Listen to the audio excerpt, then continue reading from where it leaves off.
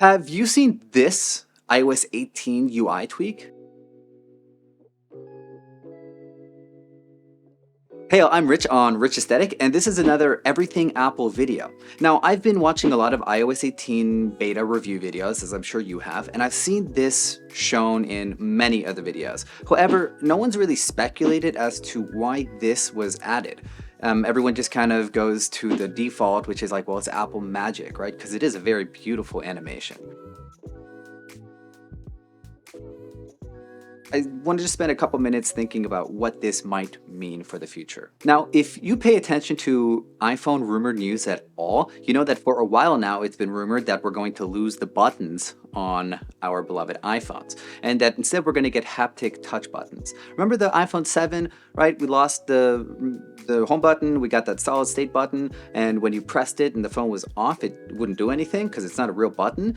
And also if you pressed it with like other objects that weren't capacitive, also, nothing would happen. Yeah, so we're going to get those. Now, this bezel animation, I think, is there to help with more, button feedback. Because, of course, right now, when you press a button, one, you can feel it because it pops out of the housing, and two, it depresses. Right? So the way they solved that with the iPhone 7's home button was it gave a little haptic touch feedback. And of course, the visual feedback was getting to the home screen or the multitasking app switcher, right?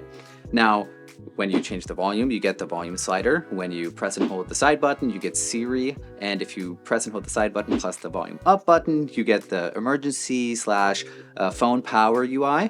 And of course, the action button on the Pro phones ends up in the dynamic island. So there's a lot of visual feedback with these buttons. But if they're going to go with the way iPhones have been rumored to go, right? It's just supposed to be like a slab of glass. I think it's going to be flat sides. So how do you know which button you're pressing other than by muscle memory, which of course we're going to have to build up depending on the placement of the buttons? I'm wondering, and this is pure conjecture, if when we, hover our finger, or not exactly hover, but like, lightly have our finger on top of where the, those virtual buttons will be, if that bezel won't kind of pop in a little bit already, just to give you like a little bit of visual feedback. And then of course, when you, fully push the button, you'll get the haptic feedback as well as the pop out bezel animation will pop out further. And then of course, action button again, dynamic island, volume button, volume slider UI, and yada yada. I think it's something they can do. One, it's Apple. They have the fluid, magical animation. And then if you look at the iPad Pros with the M2 chip and up, and I think it's just the Pros. Sorry if the Air is included in this. But, the hover feature with the Apple Pencil, that's an amazing feature. And of course, our fingers aren't styluses.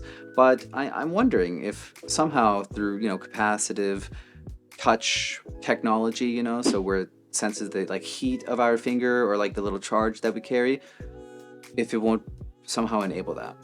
So anyways, let me know down in the comments below if you think I'm an idiot for putting so much time and thought into this.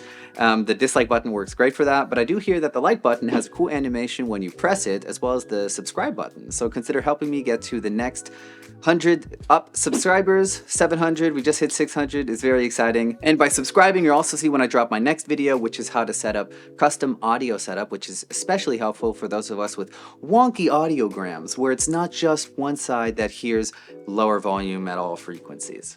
So stay tuned to catch that one, and until then, Rich Aesthetic out. Peace.